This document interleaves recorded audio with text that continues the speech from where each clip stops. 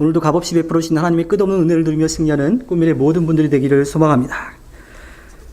우리가 계속 이스라엘 역사를 좀 보면서 하나님이 이스라엘 민족을 선택하시고 그들에게 맡겨주셨던 그 사명들을 이야기했어요. 첫 번째 이스라엘 민족을 하나님께 선택하실 때 그들이 하나님께 부르짖었죠. 이집트 땅에서, 그 고센 땅에서 힘들어서 살려달라고 할 때 하나님께서 그들의 기도를 들어주셔서 그들을 출애굽시켜 주셨어요. 자유하게 해 주신 거죠. 세상의 구원을 위해서 선택된 이스라엘 민족은 400여 년이 넘는 시간 동안 하비루라고 하는 이 삶을 살았던 거죠. 뭐냐면 자기 스스로 아무것도 할 수 없다라고 하는 것을 깨닫고 절제자에게 순종하는 거예요. 자기 스스로 그 문제를 해결할 수 없어서 누군가의 도움이 필요한 그 사람들에 대해서 배웠던 거죠. 그러한 삶을 살았어요. 그리고 그들의 조상에게 약속하신 대로 그들을 선택하셔서 하나님이 그 하비루들, 도움이 필요한 사람들에게 도움을 주며 살아가게끔 그들을 훈련시키시고 그들을 또 자유롭게 해 주셨던 거죠. 그런데 그 하나님 말씀대로 살아가는 법을 배웠던 그들이 약속의 땅 가나안 땅에 들어갔을 때 결국은 하나님만을 바라보지 못하고 당장 눈앞에 있는 문제를 해결하기 위해서 돌아보다가 결국은 하나님 앞에 죄를 지어서 하나님으로부터 벌을 받게 돼요. 그 벌을 받고 70년간 종살이하게 되는 거죠. 왕국이 다 멸망하고 포로로 끌려갔습니다. 그나마 다행인 것은 그 가운데에서 하나님의 뜻이 무엇인지를 철저하게 찾았던 사람들, 자신들이 왜 이렇게 되었는지를 찾았던 사람들이 철저하게 회개했을 때 하나님께서는 약속하신 그대로 다시 그들을 돌려보내셨던 거예요. 그래서 성전도 새로 쌓고 또 예배도 함께 드렸어요. 그렇게 하나님 앞에 다시 기회를 얻었는데 문제는 그렇게 회복하는 과정 가운데 또 너무 한쪽으로 치우쳐서 하나님께서 그들에게 약속해 주신 것, 그들에게 왜 그것을 주셨는지를 잊어버리고 자기들의 기준, 자기들의 잣대로 다른 사람들을 정죄하기 시작했던 거죠. 그 역사가 대략 한 500년 정도 우리가 성경으로 보면 구약과 신약의 중간기, 그 기간 동안 유대교가 그렇게 정죄하는 종교로 자리를 잡았던 겁니다. 자, 그렇게 시간이 흘러갔을 때 하나님께서 범죄하고 있는 자들, 죄의 심판을 받아 심판받을 수밖에 없는 그 사람들을 위해서 구원의 방법을 선택하셨어요. 그 방법이 바로 우리가 지금 기다리고 있는 절기죠. 성탄절. 인간의 모습으로 이 땅에 오셔서 우리가 구원받을 수 있는, 영원히 이번 하나로 끝낼 수 있는 그 길을 하나님께서 열어주신 겁니다. 오늘 말씀은 주전 600년 정도 전에 하나님께서 예레미야에게 말씀해 주신 거예요. 예레미야를 비롯한 모든 선지자들은요, 하나님의 말씀을 떠나면 벌을 받는다. 그러니 돌아와야 된다라고 하는 이야기를 했어요. 하나님의 징계가 임할 거다라고 하는 이야기를 계속해 왔었습니다. 그래서 이스라엘 나라가 멸망당하고 성전이 파괴되는 그 일들이 일어나게 되는데 하나님을 떠났기 때문이다라고 하는 것을 그들이 알게 되었던 겁니다.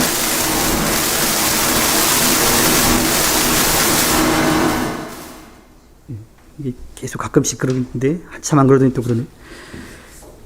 그들이 하나님과 맺었던 그 계약, 하나님만을 믿고 따르는 그 삶을 버렸기 때문에 그들이 징계받았다라고 하는 것을 선지자들을 통해서 알게 되었어요. 그런데 그 예언자들, 선지자들의 이야기는 거기서 심판으로 끝난다라고 하는 것으로, 심판으로 끝난다고 하는 것으로 마무리되지 않습니다.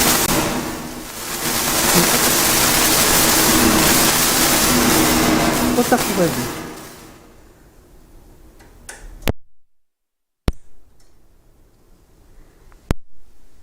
심판으로 끝나지 않고요, 다시 회복시킬 것이라고 하는 희망의 메시지도 다시 있었던 겁니다. 오늘의 말씀도 마찬가지죠. 심판받을 수밖에 없는 그 상황인데 하나님께서 새로운 언약을 그때가 오면 이스라엘 민족에게 그것을 주시겠다라고 하는, 다시 회복시킬 것이라고 하는 말씀을 전해주고 있습니다. 자, 그런데 왜 그때였을까요? 그때가 오면이라고 하는 것은요, 하나님이 이스라엘 민족과 맺었던 그 계약이 이스라엘 민족에 의해서 끝났을 때 다시 새롭게 세우실 그 때를 이야기하는 겁니다. 바벨론 포로에서 귀환한 이스라엘 사람들은 신구약 중간기 한 500년 동안 하나님의 뜻에서 또 계속 벗어나고 있었던 거죠. 하지만 하나님께서 말씀하신 그때가 오면 내가 이스라엘 가문과 유다 가문과 새 언약을 세우겠다라고 하신 주님의 말씀을 계속 기다리고 있었던 거예요. 그래서 사실은 유대인들도 메시아를 분명하게 기다리고 있었어요. 우리가 지금 주님을 기다리는 것보다 더 간절하게 그들이 기다렸을지도 몰라요. 근데 예수님이 오셨을 때 그들은 메시아를 알아보지 못했어요. 왜냐하면 자기들이 가지고 있는 또 자기들이 필요로 하는 그런 메시아를 기다렸기 때문이에요. 그런데 이 땅에 메시아로 오신 예수님은 그 당시에 유대인들이 기대했던 그 모습으로 오지 않으셨던 겁니다. 예수님이 그때 오셨던 그 이유, 그것은 그때가 준비되었기 때문이죠. 예수님이 이 땅에 오셨다라고 하는 것, 메시아가 이 땅에 오셨다라고 하는 것을 제일 먼저 선포한 사람이 누구였냐면 세례 요한이었어요. 광야에서 살았던 세례 요한을 통해서 이 땅에 하나님의 아들이 오셨다라고 하는 것을 그들이 듣게 되지요. 마태복음 3장 2절에 보면요, 세례 요한은 광야 요단 강가에서 이야기합니다. 말하기를 회개하여라, 하늘나라가 가까이 왔다 하였다. 옛 계약을 맺은 이스라엘의 실패를 극복하고 세상을 구원하러 오신 예수님께서 구원 사역을 시작을 하면서 예수님도 똑같은 이야기를 하세요. 마가복음 1장 15절에 보면 때가 찼다, 하나님의 나라가 가까이 왔다, 회개하여라, 복음을 믿어라 라고 말씀합니다. 때가 찼다라고 하는 것, 하나님의 구원의 역사, 이제 더 이상의 다른 방법이 필요하지 않은 완전한 구원의 역사가 이제 시작될 것이다 라고 하는 것을 이야기합니다. 때가 찼다라고 하는 것은 드디어 새로운 계약을 맺을 그때가 왔다라고 하는 거예요. 이집트에서 해방된 이스라엘 민족을 하나님께서 구원하시기 위해서 또 그들을 하나님의 자녀로 만들어가는 과정 가운데 하나님은 구름 가운데 그들에게 임재해 주셨어요. 그 광야 가운데 성막을 짓게 하고 그곳에 구름으로 임재해 주셨던 거죠. 그리고 모세를 통하여서 언약을 맺으십니다. 동물을 잡아서 피의 제사를 드리게끔 했던 거죠. 옛 계약이 그렇게 맺어졌어요. 근데 이제 때가 차서 새롭게 맺을 새 계약은요, 하나님이 다시 이제 오시는데 좀 다른 방법을 선택하시죠. 하나님이 직접 인간의 모습으로 이 땅에 내려오신 겁니다. 요한복음 3장 16절에 하나님께서 세상을 이처럼 사랑하셔서 외아들을 주셨다라고 하는 것을 말씀하고 있습니다. 또 빌립보서 2장 6절과 7절에 보면 그는 하나님의 모습을 지니셨으나 하나님과 동등함을 당연하게 생각하지 않으시고 오히려 자기를 비워서 종의 모습을 취하시고 사람과 같이 되셨다라고 이야기합니다. 즉, 이 예수님이 이 땅에 오신 이유 그리고 목적이 무엇인지를 성경을 통해서 우리는 분명하게 알 수가 있지요. 예전에는 동물을 잡아서 계약을 맺었는데 이제는 예수 그리스도의 그 보혈을 통해서 하나님과의 계약을 다시 맺게끔 하시는 겁니다. 이 방법보다 더 완전한 방법도 없어요. 이 방법보다 더 완벽한 방법도 없습니다. 또 다른 방법도 필요하지 않은 거지요. 하나님이 그렇게 새로운 계약을 맺을 때를 준비하셨던 겁니다. 바로 때가 찼다라고 하는 것은 인간을 죄에서 구원하시기 위해서 이 땅에 오신 그때를 말하는 거죠. 그런데 수많은 시간들 가운데 왜 그때였을까요? 우리 그런 생각을 할 수도 있죠. 아니, 그 이전에 오셨으면 이 세상이 더 타락하지 않았을 텐데라고 하는 그런 좀 엉뚱한 질문을 하고 싶을 때도 있을 겁니다. 예수님은 왜 그때 오셨을까요? 우리가 카이로스라고 하는 말을 알고 있죠. 우리의 때가 아니라 하나님이 움직이시는, 하나님이 정하신 그때. 그 카이로스 그 시간에 하나님이 가장 적절하게 일을 하신 겁니다. 그때 무엇이 준비되어 있었을까요? 우리 계약을 할 때는 대상이 있어요. 그래서 대상이 서로가 도장을 찍어야지만 그 계약서에 나와 있는 것들이 다 효력이 생기는 거죠. 이집트 땅에 있었던 이스라엘 민족이 하나님과 계약을 맺을 때 그 계약의 대상은 합의로 다른 사람의 도움이 필요했던 그러한 사람들이었어요. 그럼 새 계약은 어떤 사람들이냐? 죄인이라고 하는 사람들이었다라고 하는 겁니다. 예수님께서 죄인들을 구하러 오셨다라고 하는 그 자체가 죄인이 새로운 계약의 대상이라고 하는 거예요. 근데 좀 안타까운 이야기인 이기는 하죠. 그 죄인들이 왜 생겨나게 되었느냐. 이것은 인간의 욕심 때문에 생겨나기도 했지만 당시 유대인들이 가지고 있었던 인과응보의 교리 때문에 생겨나기도 한 겁니다. 천사가 알려준 예수님의 이름의 뜻은 마태복음 1장 21절에 나오는 것처럼 마리아가 아들을 낳을 것이니 너는 그 이름을 예수라고 하여라. 그가 자기 백성을 그들의 죄에서 구원하실 것이다 라고 말씀하고 있습니다. 예수님이 이 땅에 오셔서 우리의 죄를 구원하시려고 자신의 생명을 내어주신 것을 분명하게 말씀해 주고 있는 거지요. 그 당시에 이제 죄인이라고 하는 사람들, 그들은 철저하게 율법적으로 벗어나 있는 사람들을 의미하는 거였어요. 인과응보 진리에 의해서, 그 교리에 의해서 힘들고 어렵게 사는 사람들, 몸이 아픈 사람들, 또 어려운 일을 겪는 사람들은 다 하나님 앞에 죄를 지어서 그런 고통을 당한다라고 하는 그런 교리를 가지고 있었던 거예요. 그러니까 그 당시에 유대인들로부터 하나님의 말씀을 잘 안다라고 했던 사람들로부터 의인으로 인정받는 사람은 거의 없었어요. 하나님의 말씀을 알고 따른다라고 하는 자기들밖에 없었고 나머지 대부분의 사람들은 다 죄인으로 취급받았던 거지. 바로 그러한 때에 예수님이 오시게 되었다라고 하는 겁니다.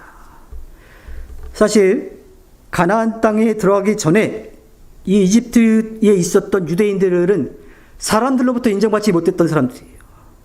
그런데 예수님 당시 그 이전의 사람들 같은 경우는 사람들로부터 버림받은 것도 맞지만 하나님으로부터 버림받은 자라고 하는 그러한 상황에 처해 있던 거죠. 왜? 하나님 말씀대로 살지 않아서 저들이 벌을 받았다.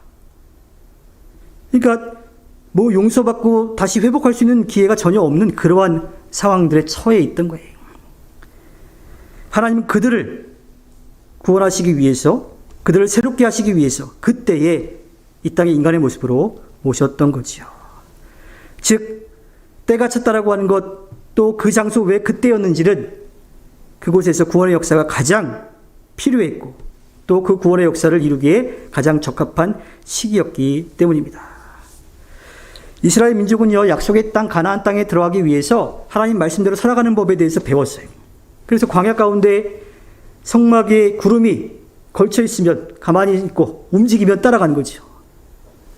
여리고성을 무너뜨릴 때 하나님이 알려주신 방법으로 하루에 7바퀴씩, 한 바퀴씩, 그리고 마지막에 7바퀴를 돌고 나팔을 불며 함성을 치라고 했을 때 세상의 방법이 아닌 하나님의 방법으로, 하나님의 말씀에 따름으로 그 역사들이 일어났었어요.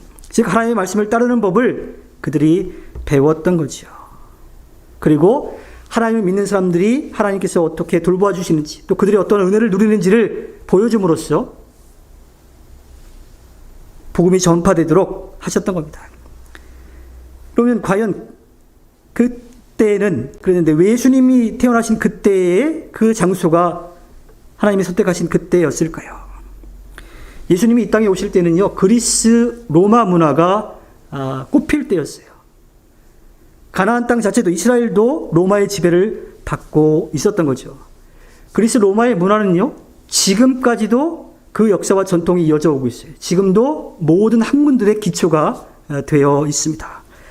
당시에 그리스 최고의 학자인 아리스토텔레스가요, 이 알렉산더를 가르쳤는데 그에게 윤리학, 철학, 문학, 정치학, 자연과학, 의학 등을 가르쳐 주었습니다. 그리고 알렉산더가 그것을 배우고 나서 13년 만에 지중해 전 지역을 다 통일을 하게 되지요. 그리스에서 출발해가지고 소아시아를 비롯해서 이집트, 페르시아, 인도 접경까지 정복하여서 대제국을 이루게 됩니다. 알렉산더가 33살이라고 하는 젊은 나이에 죽었는데 그 짧은 기간 동안 통치했지만 그 역사와 전통은 지금까지도 계속 남아있다고 하는 거예요. 즉 그리스의 그 문화가 로마 제국까지도 계속 살아있었던 겁니다. 우리가 지금 성경은 우리말로 번역되어 있는 이 성경을 보는데 신약 성경은 그리스어로 되어 있죠. 또 이 구약 자체도 히브리어로 되어 있지만 성경을 다시 모으는 그 과정 가운데 그리스어로 다 번역을 해놨어요. 왜냐하면 그 당시에 그리스어가 가장 많이 사용되는 언어였기 때문입니다. 로마 시대임에도 불구하고 그리스어를 썼던 거죠. 게다가 이 고대 그리스 문화를 꽃피운 사람들은 아테네 사람들이었는데요. 그들은 도시로 좀 세분화되어 있어서 그 틀들을 잘 세워서 지역들을 이제 발전시켜 왔던 겁니다. 그들은 세계 최고의 문화들을 다방면에서 이제 발전을 시켜 오는데 철학, 소크라테스를 통해서 철학이 뿌리 내리죠. 히포크라테스를 통해서 의학이 또 뿌리 내립니다. 헤로도토스라는 사람을 통해서 역사가 기록되고요. 또 페리클레스를 통해서 민주주의가 꽃피게 됩니다. 그 외에도 문학, 건축, 예술, 조각과 그림 이런 것들이 지금까지도 남아있잖아요. 거기에 4년마다 한 번씩 열리는 스포츠에 꽂힌 올림픽, 그런 문화들이 그 당시에 세워지고 지금까지도 이어져 오고 있습니다. 거기에 지금은 필요하지 않은 건데 스파르타라고 하는 나라는 군사적으로 또 힘을 가진 그러한 나라였어요. 그러니까 그 당시에 모든 것들이 꽃피우고 그것이 전달될 수 있는 그러한 시기였다라고 하는 겁니다. 이 그리스에서 만들어진 그 우수한 문화들이 알렉산더에서 오리엔트 쪽으로 쭉 퍼져나가기 시작했어요. 주변으로 퍼져나가기 시작했고, 로마 시대에는 지중해로 퍼져나가기 시작합니다. 유럽 쪽으로 이제 퍼져나가기 시작하는 거예요. 그렇게 문화가 꽃피우는데 또 그 꽃피우는 과정 가운데 복음도 세계 곳곳으로 퍼져나갈 수 있는 그런 시기였다라고 하는 거죠. 우리가 로마 하면 빼놓지 않고 이야기하는 게 있습니다. 모든 길은 로마로 통한다. 무역을 하기 위해서 도로도 닦고요. 또 배들도 움직이기 시작합니다. 그게 움직이기 시작하면 사람들도 옮겨지게 되고 문화도 계속 옮겨지게 되어 있어요. 사실 바울이 복음을 선포하기 가장 좋았던 이유는, 또 바울이 유대인에게 이렇게 많이 알려지게 된 이유는 무역들이 활발하게 펼쳐지고 있는 그 당시에 복음을 들고 나갔기 때문이에요. 게다가 바울은 로마 시민권을 가진 사람이었기 때문에 당대의 인정을 받았고 어디 가서도 담대하게 복음을 전할 수 있는 그러한 사람이었던 거죠. 바로 그 때와 장소라고 하는 것, 왜 하필 그때였을까라고 하는 우리가 질문을 가질 수 있지만 하나님은 가장 좋은 때, 가장 필요한 방법으로 그 일들을 해나갔다라고 하는 겁니다. 여기에다가 또 로마의 시대 때 이 복음이 전파되게 된 또 가장 큰 이유 중에 하나가 뭐냐면, 로마는 제국을 넓혀갈 때 다른 그런 그 이전의 통치자들처럼 종교를 강요하지 않았어요. 문화도 강요하지 않았습니다. 즉 포용 정책을 써서 또 이 팍스 로마나라고 해서 평화의 그런 그 정책을 펼쳐가지고 정복은 하지만 자기들 통치하에 모든 걸 다 휘어잡지 않았다라고 하는 거예요. 그들의 자치권을 인정해줬어요. 종교도 인정해줬어요. 다만 뭐만 하면 돼? 세금만 내면 되는 거예요. 근데 주변에 있던 다른 나라들 같은 경우도 백성들은 오히려 더 좋아했다라 그래요. 왜 그랬을까요?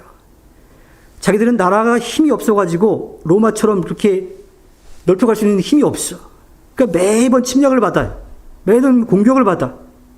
근데 로마가 거기를 자기들 다스리게 되면요, 주변에 다른 나라가 함부로 들어오지 못하는 거예요. 보호해줘요. 단지 세금만 내면 되는 거죠. 그러니까 로마가 그 당시를 그렇게 지배하고 있을, 로마가 힘을 가지고 있을 그때가 복음이 전해지기에 가장 좋았던 겁니다. 그리스 로마 문명이 우리 이 인류의 문명의 한 획을 이제 긋게 된 건데, 그때를 통해서 하나님의 놀라운 역사가 일어났던 거죠. 그러한 배경에서 예수님의 복음 사역이 그 이스라엘 땅, 가나안 땅에서만이 아니라 서양으로 또 동방으로 퍼져나가기 시작합니다.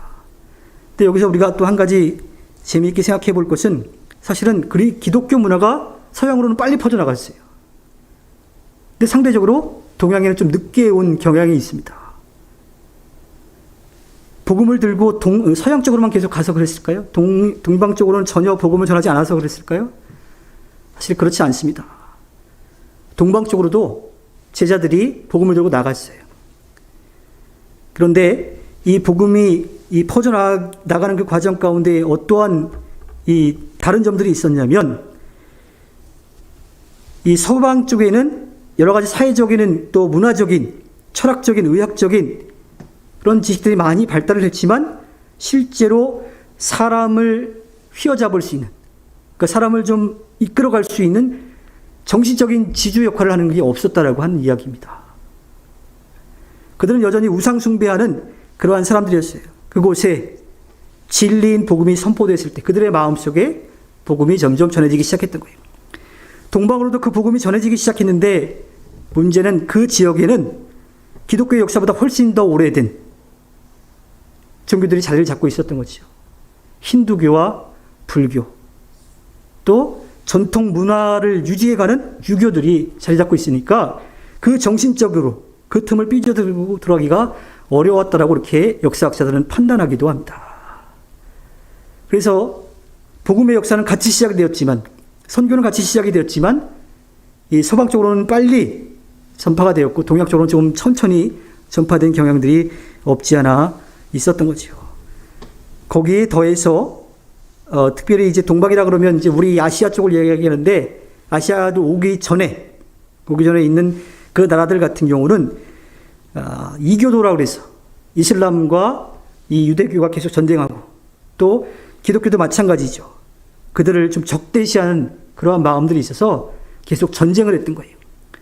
우리가 십자군 전쟁에 대한 이야기도 함께 나눴었지만, 처음엔 좋은 의도로 성지 탈환을 위해서 거룩한 전쟁을 하러 갔었는데 시간이 지나면 지날수록 그 명분은 사라지고, 그러니까 전리품을 챙기기 위한 그러한 전쟁으로 전락하고 말았던 거죠. 그런 이제 그 정복 전쟁의 모습 때문에 사람들이 더 마음을 닫았던 그런 부분들도 역사학자들은 이야기를 합니다. 오늘 예레미야서는 분명하게 이야기합니다. 그때가 오면 하나님께서 내가 이스라엘 가문과 유다 가문의 새 언약을 세우겠다라고 말씀하신 것, 나 주의 말이라고 말씀하신 그때가 지금 우리가 기다리는 이 성탄절 이제 절기인데, 이 세상을 구원할 메시아가 오실 그때를 이야기하는 거예요. 왜 하필 그때였느냐? 왜 그때가 때가 찬 거냐? 라고 하는 그러한 질문을 우리가 던질 때에 복음이 가장 잘 전해질 수 있는 그 시기였다라고 하는 것, 하나님이 그때를 준비하고 역사하셨다라고 하는 것을 우리는 분명하게 깨달을 수 있는 겁니다. 어떤 때는 우리가 답답해서 하나님 왜 이 상황인데 가만히 놔두실까 하는 그러한 마음이 들 수도 있어요. 때로는 너무 힘이 들어서 하나님을 원망하고 싶은 그러한 마음도 들 때도 있습니다. 물론 그 당시 그걸 깨달으면 참 좋겠지만 우리는 그렇게 깨닫기가 참 어려워요.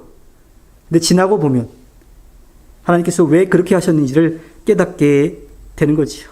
그때 우리가 고백하는 게 있죠. 하나님의 은혜였다라고 하는 거. 세상적으로 볼 때는 잘 안 되고 더딘 것 같아 보이지만, 실패한 것 같아 보이지만 오히려 하나님의 놀라운 역사를 통해서 우리에게 승리를 주시는 것임을 우리가 분명하게 보게 될 것입니다. 여기에서 우리가 한 가지 더 생각해야 될 것은, 그 당시에 준비된 사람들, 준비된 그 역사적인 상황들 가운데 하나님이 행하셨던 그 과정을 통해서 우리도 하나님이 언제든지 일을 맡기려고 하실 때 준비되어 있는 사람이 되어야 된다고 하는 거예요. 예수님이 이 땅에 오실 때가 찬 것도 우리가 분명하게 기억을 해야 되지만, 하나님이 나에게 어떠한 일을 맡기시더라도 할 수 있는 내 때가 준비되어 있어야 된다고 하는 거죠. 운동선수들을 보면 이 워밍업 존에 있는 선수들이 있어요. 뭐 소위 이제 후보 선수라고 이야기는 하는데, 그 팀에서는 분명히 뛸 수 있는 선수인데 뛸 수 있는 선수가 정해져 있으니까 그 정예 멤버 마음에 남아있는 선수들이에요. 근데 거기 후보기 때문에 난 언제 뛸지 모르니까 그냥 가만히 있을 거야 하고 있으면 절대로 기회도 얻을 수 없고 또 더 성공하기도 어려워요. 비록 후보 선수지만 아직 시합에 나가지 않지만 그곳에서 언제든지 뛸 준비가 되어 있어야 되는 거죠. 그 워밍업 중에서 땀을 흘리면서 몸에 열을 내면서 준비하고 있어야 되는 거예요. 하나님의 때가 언제 임할지는 모르겠지만 하나님의 때가 임할 때에 달려나갈 준비를 하는 그러한 우리의 삶이 되어야만 합니다. 때가 찼다라고 하는 이때, 하나님의 놀라운 역사가 일어날 그 때가 찼을 때 우리도 준비되어서 하나님의 일을 감당할 수 있는 우리 모두가 되기를 소망합니다. 때가 찼다라고 하는 것, 역사의 주관자이신 하나님이 가장 좋은 때에 행하시는 건데, 그 때를 우리도 준비하여서 하나님께서 맡겨주신 일을 감당해서 하나님 앞에 기쁨을 드리는 우리 모두가 되기를 주님의 이름으로 부탁드립니다. 기도하겠습니다.